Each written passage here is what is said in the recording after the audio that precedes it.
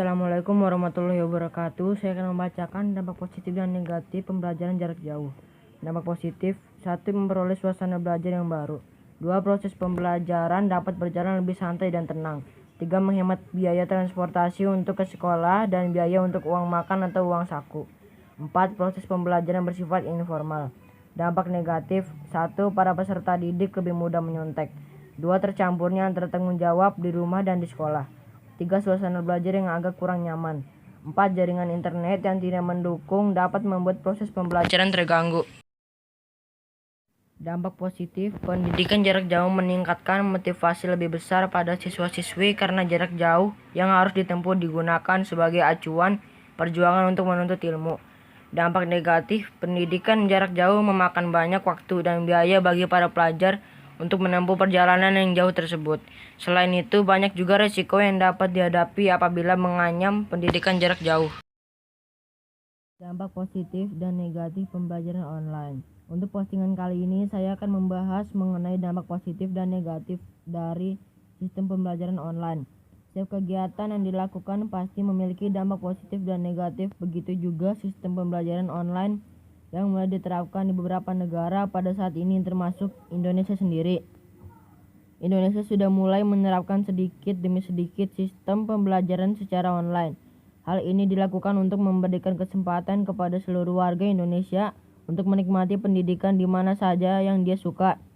Dampak positif: 1. Kita bisa mendapatkan materi dengan mudah dan belajar mengevaluasi pembelajaran sendiri dimanapun kita berada, baik di rumah maupun di kampus atau tempat-tempat umum lainnya, sesuai keinginan hati kita masing-masing. 2. Kita bisa belajar baik di ruangan tertutup ataupun di ruangan yang terbuka. Selain itu, kita bisa belajar dengan bebas tanpa ada batasan waktu yang biasa ditetapkan untuk setiap mata kuliah di kampus, sehingga kita lebih mudah untuk memahami materi yang disampaikan oleh dosen tersebut. 3. Pembelajaran secara online dapat mengefisienkan waktu belajar kita dimanapun kita berada, saat sedang sibuk maupun sedang bersantai-santai. Selain itu, dengan pembelajaran secara online membuat para peserta didiknya tidak gaptek dan dapat saling sharing informasi dengan yang lainnya. 4. Pembelajaran online akan memudahkan siswa untuk menikmati pendidikan di mana yang dia inginkan, tanpa terkendala oleh biaya, waktu, dan tempat. Dampak negatif: 1. Banyaknya orang salah mempergunakan waktu belajar online atau kurang memanfaatkan belajar online. Banyak kita temukan waktu belajar online membuka Facebook, sedangkan GBO-nya dibuka hanya untuk absen saja, bukan untuk membaca materi atau untuk belajar. 2. Banyaknya mahasiswa yang menyalahgunakan sistem belajar online dan menggunakan waktu belajarnya ini dengan hal-hal yang bisa dibilang kurang penting dan itu bisa merugikan dirinya sendiri. 3. Kurangnya pemahaman siswa terhadap pembelajaran tersebut sehingga banyak peserta didik yang tidak memanfaatkan waktu pembelajaran tersebut dengan sebaik-baiknya.